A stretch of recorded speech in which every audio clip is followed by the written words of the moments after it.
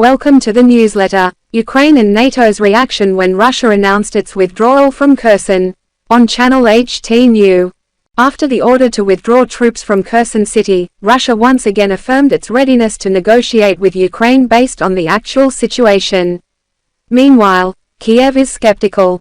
Russian Defense Minister Sergei Shoigu on November 9 announced the withdrawal of troops from the city of Kherson to the east bank of the Dnipro River. The order was given during his televised meeting with the commander-in-chief of the military operation in Ukraine, Sergei Surovikin. Explaining this decision, General Surovikin said that Russia is no longer able to supply Kherson city. "We will preserve the lives of our soldiers and the combat capabilities of our units. Leaving forces on the west bank of the Dnipro River is useless. Some soldiers can be sent to other fronts," Mr. Surovikin said. Speak. Moscow has recently repeatedly accused Ukraine of shelling Kherson residential areas and of planning to raid a hydroelectric dam on the Dnipro River to cause flooding. Leader of the Republic of Chechnya, Russia, Ramzan Kadyrov supported the decision to withdraw troops, saying that this was necessary to preserve the lives of soldiers. After deliberation, General Surovikin made a difficult but right decision between making senseless sacrifices and preserving the precious lives of soldiers, Kadyrov commented. From the very beginning, everyone knew that Kherson was a challenging war zone.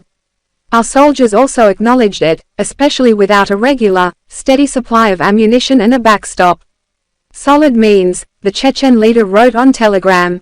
On the same day, Russian Foreign Ministry spokeswoman Maria Zakharova confirmed that Moscow is still open to negotiations with Kiev.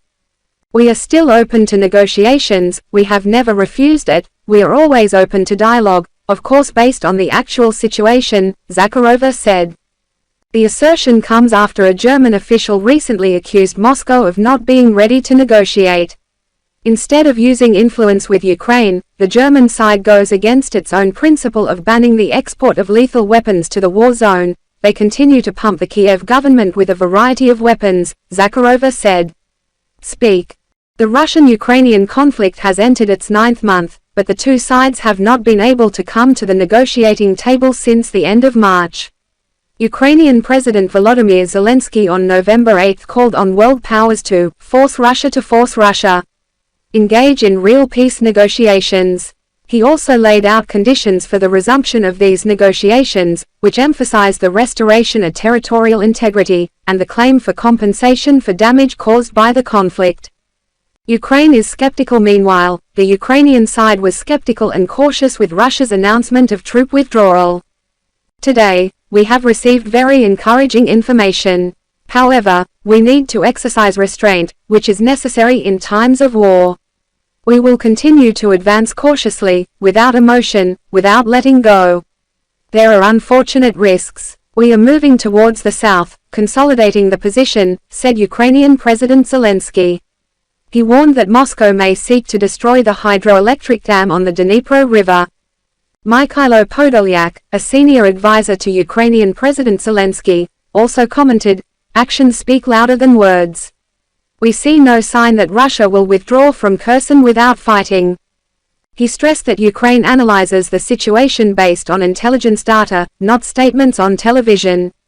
If the Ukrainian flag has not yet flown over Kherson, it still makes no sense to talk about Russia's withdrawal, Podolyak said. Natalia Humanuk, spokeswoman for the Southern Military Command of Ukraine, stressed, "We have said many times and repeated that, all information must be received with caution. We continue, both defensive and planned attack." Some Ukrainian officials have also previously said that Russia's withdrawal from Kherson may just be a trap to ambush Ukrainian forces.